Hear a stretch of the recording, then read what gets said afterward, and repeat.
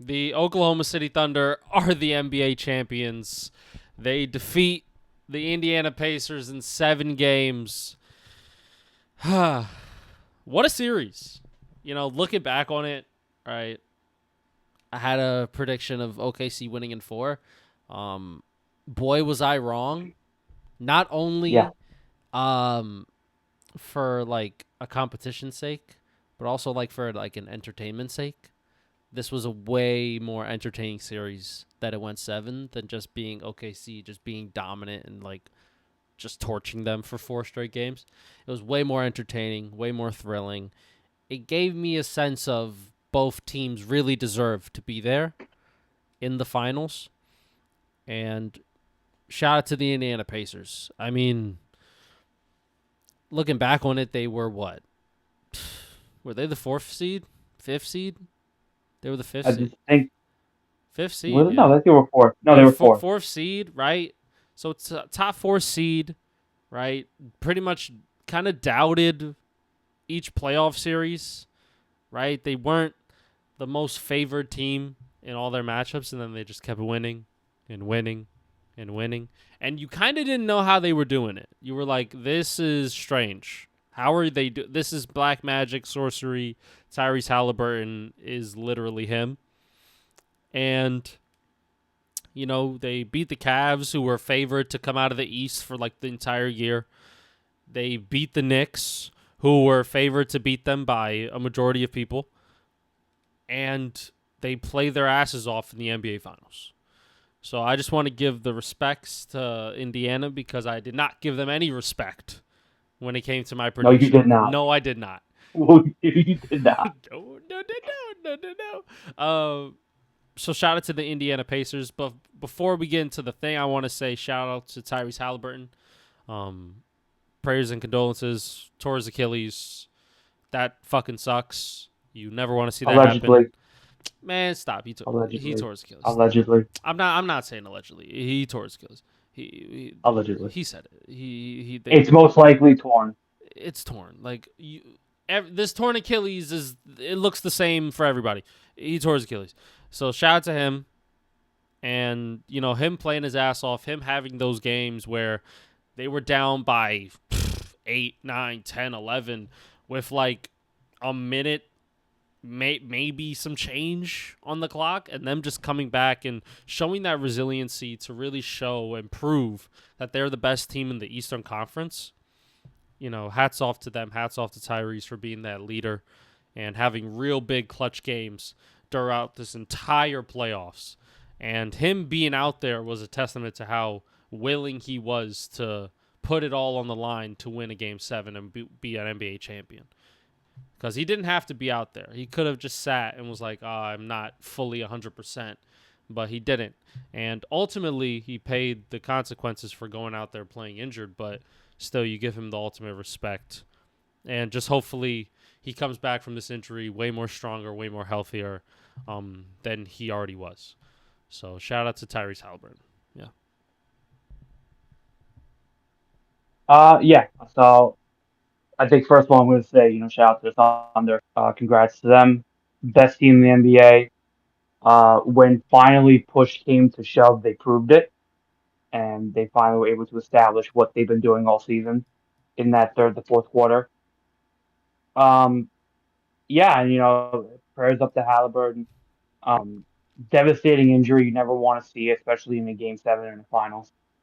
Just sucks, but sometimes that's just the way it goes. And but Indiana still had a great opportunity and had a great chance without him. And they still had enough scoring that you felt they were still going to be competitive in this game. And you saw throughout the entire playoffs, it's a team that can score at will, a team that can score regardless. They've beaten a lot of teams that are better than them, team wise and teams that match up better against them. They beat them all fair and square. And I wasn't as high on the Thunder team as you were. I did see some of their problems, and they did show some of their problems, and you know, and especially in that game 1 and that game 4, or was it game 3, game 4 they lost. I don't remember which one it was, but it was one of the two games, especially in that game 6 as well. But um, Yeah, I mean, it's Indiana team just been the pillar of consistency throughout the playoffs. They've been they play the same way. Their game hasn't changed. Their system hasn't changed. Their philosophy hasn't changed. They run 10, 11 guys out there. They can all score and hit the three. They get over 100 points every game when they're fully healthy. And just it's kind of a good way to show off basketball in this finals as well, where you have two very different styles, but also have a very up tempo and high scoring and fun kind of back and forth games that we had throughout these finals. A lot closer than people probably predicted and expected. That's not necessarily a bad thing for the NBA and the way the NBA is going right now. I think it's a good showcase for that. But I think when like you break it down and you kind of sum up everything, I think what you saw was the Thunder finally establishing what made them so great as a team and made them so great in the regular season was their outstanding and quick and pressure filled defense that we haven't seen until that fourth quarter, in my opinion, in this final, in game seven. So shout out to them. Much deserved win in game seven. Would it have been different with Halliburton? Maybe, but I think just the way that OKC played in that fourth quarter, and especially the end of that third quarter, just established them in this game. There was no way they were going to lose, especially at home. Um, and yeah, I mean, like overall, just it was a really great performance by both teams in this final. And it might not get the views that maybe other people think it should, but I think for people who watched it and understood and know basketball, it was a really good final. And I think the rightful team did win in the end, but both teams did come away with their heads held high. This was a really good final to watch. Yeah, I mean, watching this game, I was genuinely impressed that Indiana was still in the game at going into halftime. I was like, if they're OKC, they didn't put the foot on the neck, right? They got their star player out, they're reeling, and then OKC kind of played like midish ball, and they let Indiana stay in that game. But then I don't know what Mark Dagnall said. Maybe he like threatened them or something. I don't know, but the way they came out in that third quarter, it was a whole different team. And they were forcing turnovers left and right.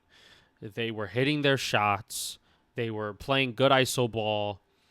And they just rode that momentum with those turnovers and with that pressure on defense to really just propel them past the Indiana Pacers. And they just rode that momentum all the way to the end of the game. That's pretty much what it was in the second half. So, I mean, it was what got them there that made them win in the end, right? Their defense led them to scoring opportunities on offense, and that's what got them the win during this game. Shea, you know what? Yeah, none of the players for OKC shot that well from the field. They took a lot of shots, Mm-hmm. didn't make as many, but in the game, you need those guys to shoot those shots and have the ball in their hands because they can not only draw fouls but also create plays for others, even if they aren't going to shoot the ball. And that's what Shea did. He had like 12, 13 assists, right? He was cooking in that regard as well as having 25. And pretty Yeah. much solid game from Caruso, Lou Dort, Casey Wallace hit a couple big shots. And yeah, solid all-around game from OKC. Really good final, and they got the win. And wow, I mean, very impressive because not only did they get shocked with, like, when you are favored by that much, you kind of go into it with like a little ego on you, like, oh, okay, like maybe you don't play as hard as you would against somebody who is more of an equal to you, and they paid for that in game one, and they pretty much paid for that the entire series, right? Some games they just were flat coming out of the locker room, coming out of Yep. halftime, and their defense wasn't as good. And then them on offense, they were turning over the ball ridiculously. And they kind of played down to competition, even though I don't think Indiana's that far off. I just think OKC's better. And Mm-hmm. at the end, this had to be the game where you had to make your mark, and they made their mark. So shout out to OKC. I mean, champions, right? KD and Harden and Russell Westbrook, right, back in the day, that was the last time they went to the finals. So this was, I feel like, a nice redemption, and you're seeing a new young core blossom in Oklahoma City. I mean, the fans were electric. The building was electric.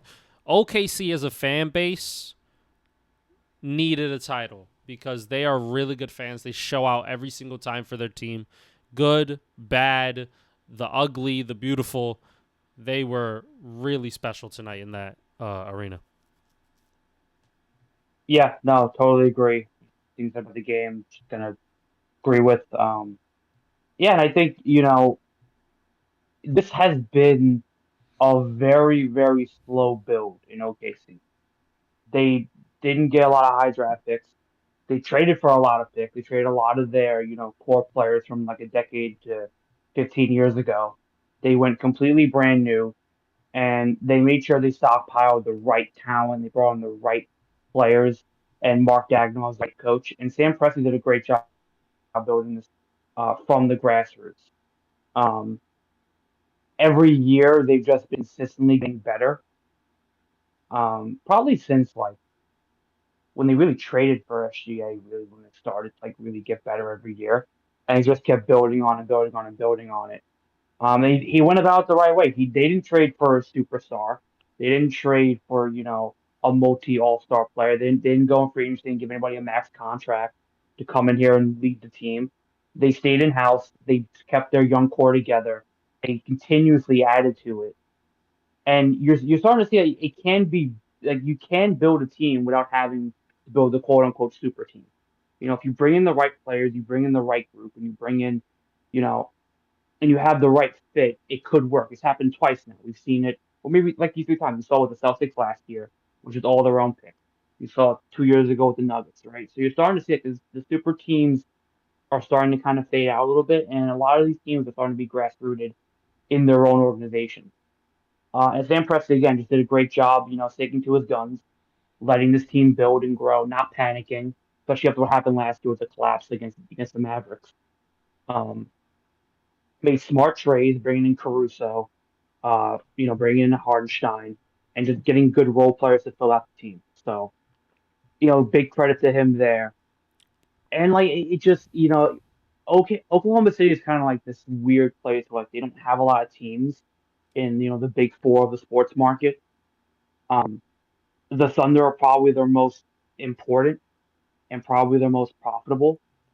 So they go all out for it, and it's good to see a fan base like is as dedicated as they are and as passionate as they are get their championship. So it's good for them. You're happy for them as fans. So yeah, I think overall just it was a well deserved win and title, and it was a long time coming, but it finally did come, and it could be the start of a very very big dynasty in the future. Yeah, especially with the word dynasty because these guys are so young. These guys are going to be there for the next 3 to 5 years. Barring they get their contracts and all that. Hmm. But, you know, if everything goes smooth, it doesn't seem like there's tension. So I think these guys like playing with one another. I think these guys will, be more than welcome. If you got to take a shave a few million off the top here and there, they'll do it. Clearly, because if you're winning basketball games, you got that good camaraderie, you'll take a little less $1 million because we're winning games. I'm happy here. And next year, right, the West just got tougher with Kevin Durant going to the Houston Rockets. That was a trade that happened today. I still think that they are the best Yeah, team. yeah, PM. I still think that they are the best team in the Western Conference. Mhm. I don't think anybody has done anything to prove me otherwise. I think it's still their conference to win. Now it's just a matter of Mhm. will they? And I think with repeating, I mean, with Tyrese Halliburton being out for all of next year, definitely, and Jason Tatum gonna be out for all of next year, definitely. Mhm. What are the Celtics gonna look like, right? What is Indiana gonna look like moving forward? Who are they gonna bring in to try to supplement that offense and that workload that Tyrese and Jason Tatum provided both teams, right? Are the Knicks going to keep their core and remain consistent, right? Are the Pistons and the Orlando Magic going to take a big leap and potentially be in the top 3 seeds of the Eastern Conference? For me, at least, thinking of the landscape of next year, OKC going back to back seems like the most likely thing to happen, even though that's a hard thing to do. It just seems very likely looking at it from Yeah. like right now to thinking of the future. Yeah, I think you're not thinking too far ahead, but I think like another point is that, the big thing is that, they could have a hangover. They could have, a very slow start to the season. Maybe they don't finish first. Maybe the Rockets do take a big step. Maybe the Nuggets stay healthy. Jokic has another MVP year. And OKC is off to a slower start. It's hard to envision those teams being this Oklahoma City Thunder team in 4 games. I think that to me is the biggest thing. That's so hard to do because how consistent this team can be. And the team is beatable. I do think it's beatable. I do think it's not perfect, but to have basically you have to play perfect basketball on their off nights, and you got to do that for 4 games. That's a tough ask. Um, Especially if you don't have the scoring for it. So I think that to me is the biggest thing going forward. Is I could see a hangover. I think it's entirely possible. Injuries are going to happen. I think, barring any significant injuries and barring a healthy season, this is probably still the best team in the NBA, maybe the deepest team in the NBA right now. I get your point about the Rockets, but they just traded half of their depth for 38-year-old Kevin Durant. So I don't know how that's going to. I mean, it's not bad, but I don't think it takes them over the top to beat OKC in 7 games, um, or out of 7 games. And even in the East, there's a lot of work needs to be done with the Knicks. I'll be the first to say it. I don't think this team beats this OKC team. I don't. Boston was going to happen over there without Tatum, and now Indiana without Halliburton, and the Cavs are an absolute mess every year. They're a mess. So who knows? So I mean, it's very possible they have a hangover, but still remain the best team in the NBA and just continue to walk through the NBA playoffs right into the final because that's how good they are. So I think going forward, this is a very, very dangerous team for many years for the reasons we've just pointed out. Yeah. Well, what a season, right? I mean, shit, an MVP and probably winning Finals MVP. Shea puts himself in rare categories right now. That should have been yeah, that's confirmed. He won MVP. Yeah.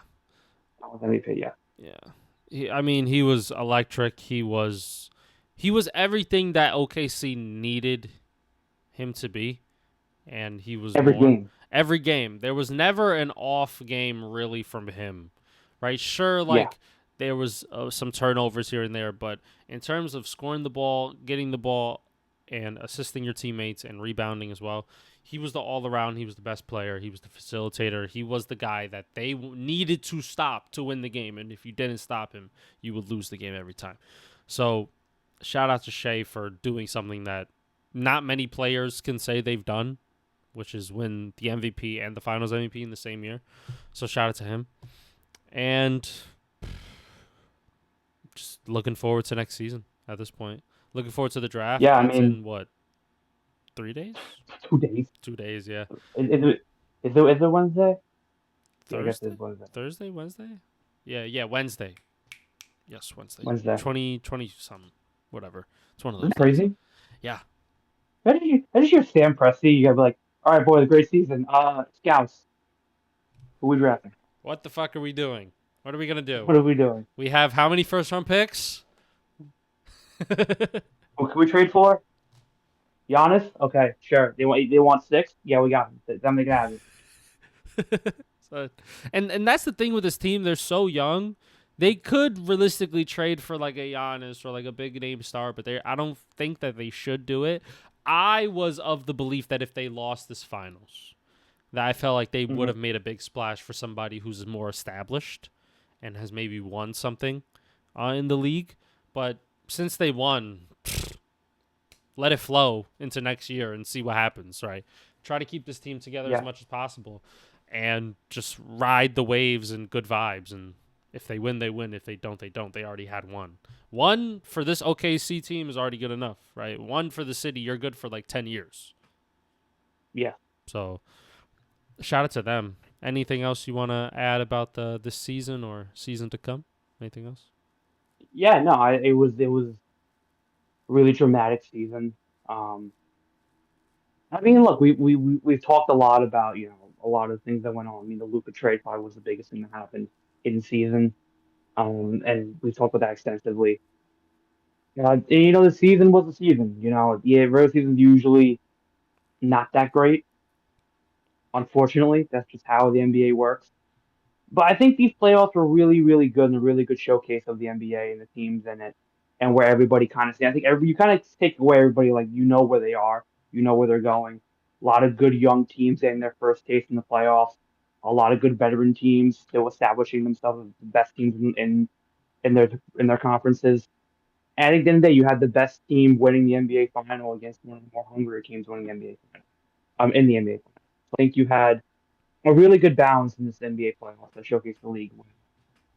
And yeah, I think the Thunder did a great job. And shout out to them, they represent the league well and where it's going and how you want to build your team going forward. It's not built on superstars; it's built on growing and developing these players into superstars. And that's what you saw here. Yeah. Well, that's gonna do it for the reaction. Shout out to OKC for winning in 7. You proved all of us right, even though in the wrong games, but To that's some okay. degree, To some degree. Hey, we got the pick. we the pick. We got the pick. Hey, I'll take it. Hey, a win is a win. I don't care what Win it is is. a win. A win is a win. So shout out to I OKC. finally got the one right. Yes. After all this time, I finally got one right. Shout out to OKC and shout out to the NBA season. And thank you guys for watching. This has been the Get Back. And we will see you guys when some new news drops. The NBA season, now free agency is going to come up. A lot of big players going to be on the moves, potentially trades. Devin Booker could be traded. Giannis could be traded. Kevin Durant already got traded, right? A lot of other moves can be made throughout this NBA offseason. So we'll be there to cover it. And we'll see you guys in the next one. Peace.